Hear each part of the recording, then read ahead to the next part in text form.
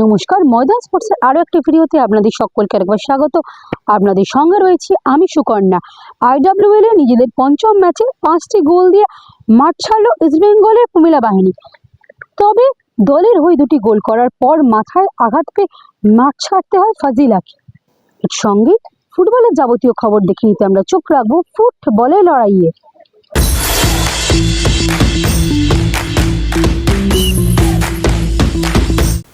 আগামী 14ই ফেব্রুয়ারি থেকে শুরু হতে চলেছে এবারের আইএসএল। কী পদ্ধতিতে খেলা হবে এবং রেলিগেশন থাকবে কি না সেটা এখনও ঠিক না হলেও এটা জানানো হয়েছে যে এবার কিন্তু আইএসএল শুরু হতে চলেছে 14ই ফেব্রুয়ারি। ময়দান স্পোর্টস আগেই বলেছিল যে আইএসএল শুরু হবে 15ই ফেব্রুয়ারি, হয়তো সেই কথাই মিলতে বসলো।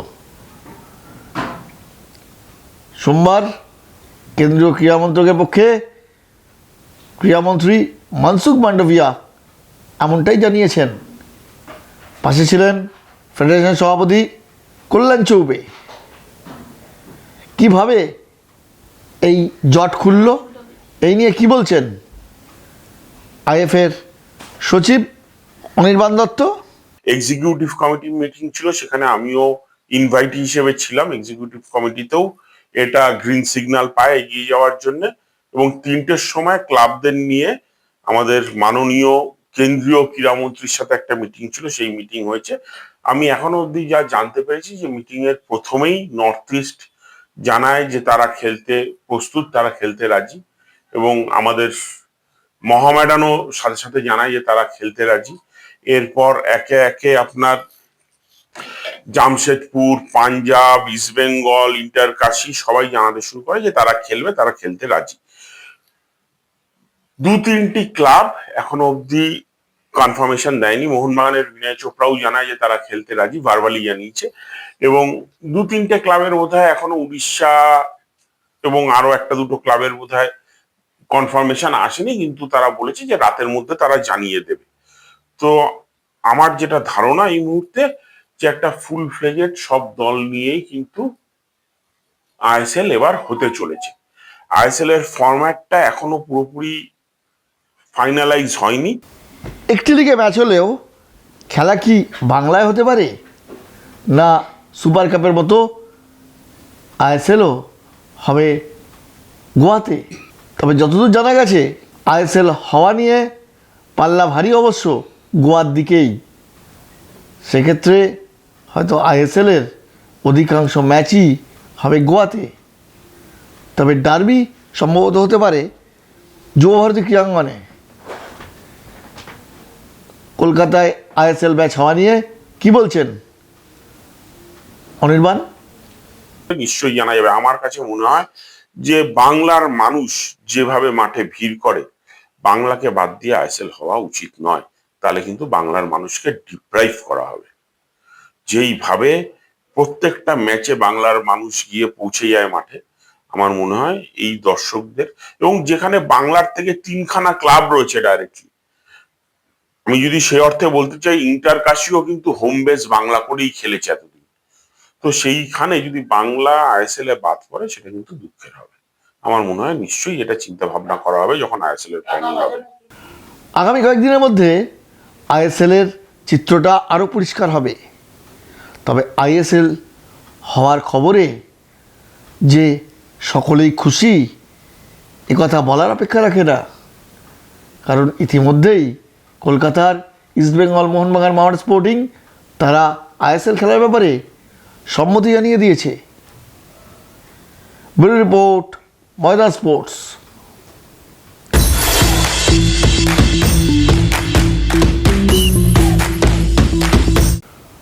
টানা 5 ম্যাচ জিতে ইস্টবেঙ্গল ইন্ডিয়ান ওমেন্স লিগে শীর্ষে।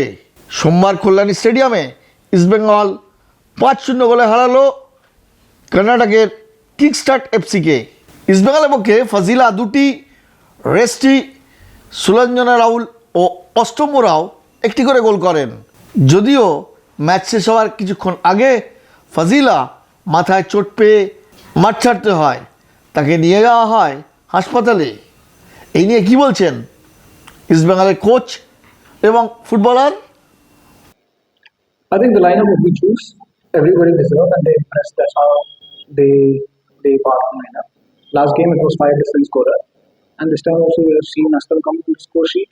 We were asking about Astam. Astam also was the captain of the World Cup team in under 17, so she comes with a lot of experience. However, she's coming from the injury now.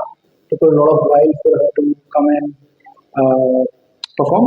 So we're giving her more time because it takes a lot of time to for a player to come back, and I think she's taking that advantage very nicely. And she's performing. Everybody is impressive.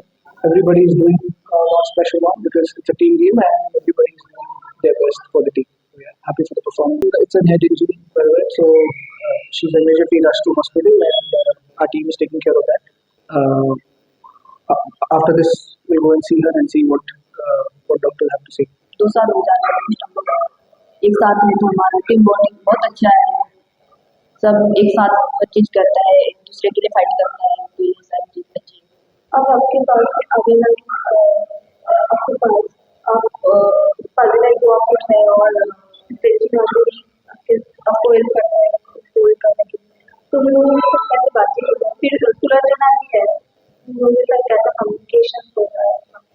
हमारा ये foreign player जो है उनके साथ हम लोग को सीखने का भी मौका मिलता है, वो लोग हमें गाइड करते हैं कि कैसा करना है और बताते भी हैं, तो हम लोग को अच्छा लगता है, सपोर्ट करते हैं।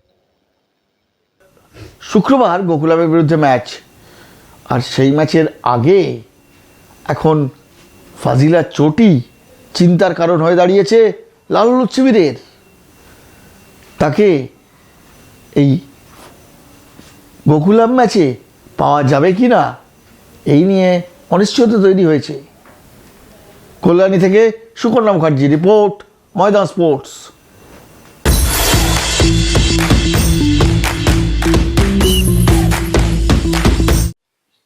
এতদিন লড়াইটা ছিল ভেতরে থেকে, এবার লড়াইটা বাইরে থেকে।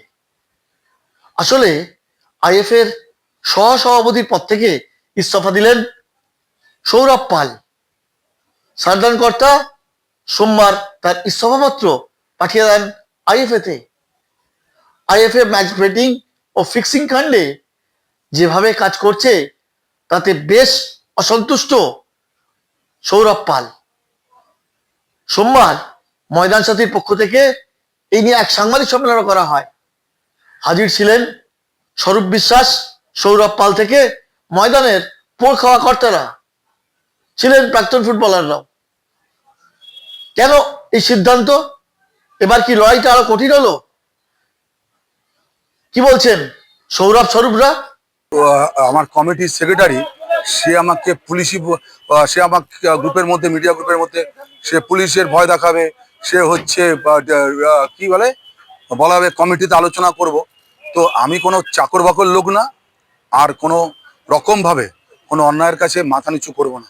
তাই লড়াইটা আমি আরো জোরদার করব। তাই আমাকে বিভিন্ন মহল থেকে বলা হয়েছিল, কেউ কেউ ভাবছে বোধহয় যারা চেয়ারে বসে আছে ফিক্সিং বেটিংয়ের লোকদের নিয়ে তারা চেয়ারের লোভে থাকবে। আমার ওই সব লোভ নিয়ে আমি প্রতিবাদ করবো বলে রাস্তায় নেমেছি। তো দুঃখজনক বিষয় যে অভিভাবক হিসেবে যারা ছিলেন আমার প্রেসিডেন্ট এবং চেয়ারম্যান, তারা দেখেছেন যে সেক্রেটারি আছে সে 3 বছর এসছে, আর সৌরভ পাল আজকে প্রায় 25-30 বছর ধরে সরাসরি সে একটা ক্লাব করছে। তার জীবনের সব কিছু দিয়ে তার মানে কি বলবো, তার পরিবার পর্যন্ত সারাদিন ফুটবলের ভিতরে ইনভলভ ছিল। কিন্তু ভীষণ খারাপভাবে, মানে এইরকম ভাবে দেখিনি একটা সেক্রেটারি তার এত উদ্ধত্ত, এত বাজেভাবে কথা বলে আর ক্ষমতা কথা বলে। এখানে একটা ক্ষমতা দম্ভ বারবার দেখাচ্ছে, আর সেখানে দাঁড়িয়ে থেকে প্রেসিডেন্ট বা চেয়ারম্যান তাদের যে ভূমিকা নেওয়া সেটা তারা কেন নিচ্ছে না কি জন্য আমি বুঝতে পারছি না। আমার মনে হচ্ছে যে সসম্মানে বাঁচবো, ছেলে মেয়ের কাছে অন্তত মাথা উঁচু করে মুখ দেখাতে পারবো যে ফিক্সিং আর বেটিং এর লোকদের সাথে বাবা নেই, আর বাবা অন্যায়ের বিরুদ্ধে প্রতিবাদ করছে। প্রেসিডেন্টকে সম্মান করি ভীষণভাবে, জয়ও আমার ভালো বন্ধু।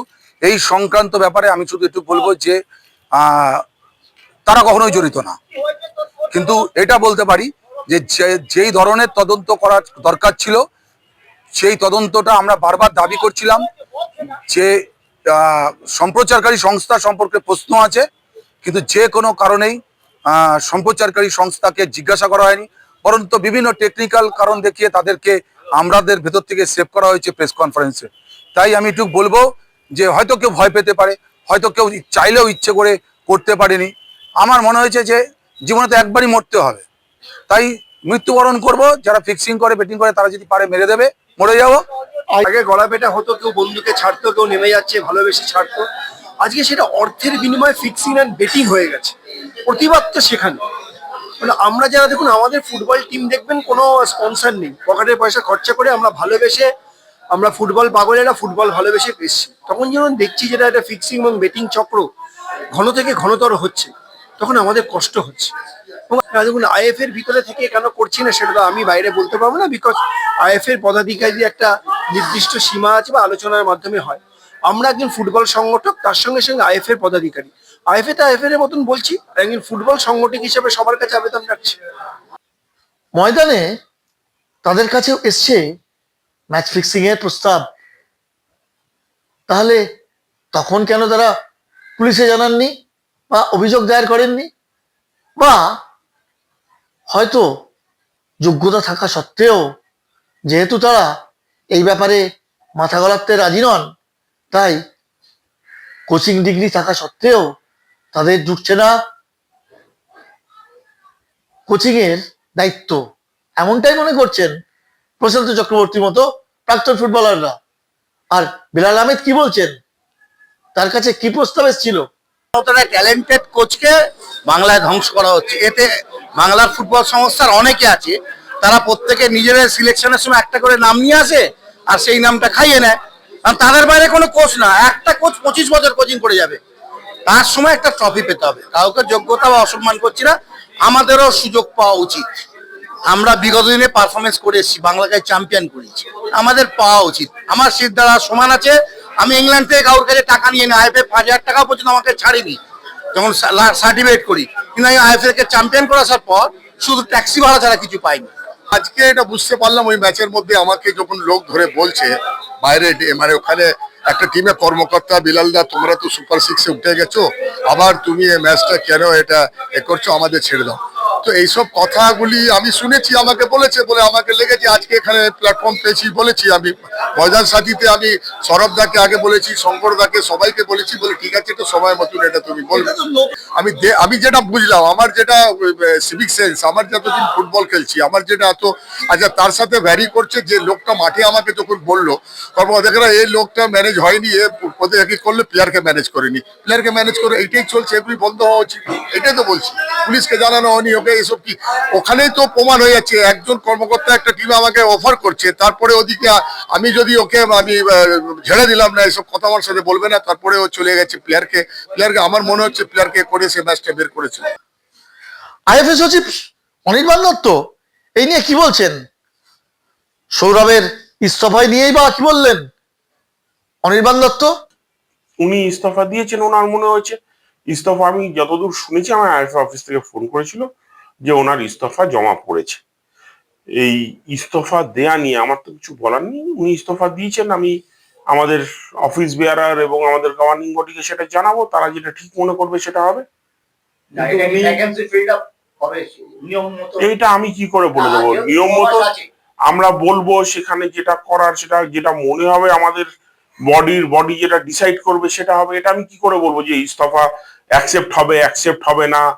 ইস্তফা অ্যাকসেপ্ট হলে ভ্যাকেন্সি ফিল আপ হবে, যদি না হয় তাহলে ভ্যাকেন্সি ফিল আপের প্রশ্ন আসে না। এটা তো এরম ভাবে আমার পক্ষে বলা সম্ভব নয়। এতদিন তো উনি ভেতরে থেকে লড়াই করছিলেন, বাইরে থেকে লড়াইটা আরো বাইরে থেকে। দেখুন আমি তো অনেক কিছু সহজে বলতে পারি। আপনি যদি বলেন ভেতরে থেকে লড়াইয়ের কথা, একজন অফিস বিয়ারার সে যদি এরকম একটা গুরুত্বপূর্ণ ডকুমেন্ট হাতে পেয়ে থাকে, তারা দুজন অফিস বিয়ারার, তাদের উচিত ছিল এটা সঙ্গে সঙ্গে আইএফএ তে নিয়ে আসা, আইএফএ তে এসে আলোচনা করা, আইএফএ এর অন্য যারা অফিস বিয়ারার আছে তাদের সাথে বসা। সেটা না করে ওনারা প্রেস কনফারেন্স করেছেন। আইএফএ এর আইন কিন্তু খুব পরিষ্কার ভাবে বলে যে মিডিয়ার সাথে কথা বলার অধিকার শুধু সেক্রেটারির। আজকে আপনি যদি দেখেন এআইএফএফ এর কোন এজিএম এ কিন্তু কোনো কথা এক্সিকিউটিভ কমিটি মেম্বাররা বলে না, তাদের বলার অধিকার থাকে না। কথা বলে হলো বেঞ্চ এবং মেম্বাররা। ঠিক সেইভাবেই আইএফএ তে মিটিং এ যথেষ্ট সুযোগ থাকে আলোচনা করার, সেখানে তারা আলোচনা করতে পারেন, সেখানে তারা জানাতে পারেন। সেটা না করে তারা তো আইএফএ তেই আসে না প্রায় সিংহভাগ দিন। Match fixing, betting match fixing নিয়ে এই যে ময়দানে এখন চাপালুতোর শুরু হয়েছে, তাতে জল কতদূর গড়ায় এখন সেদিকেই নজর থাকছে সকলের। ব্যুরো রিপোর্ট, ময়দান স্পোর্টস।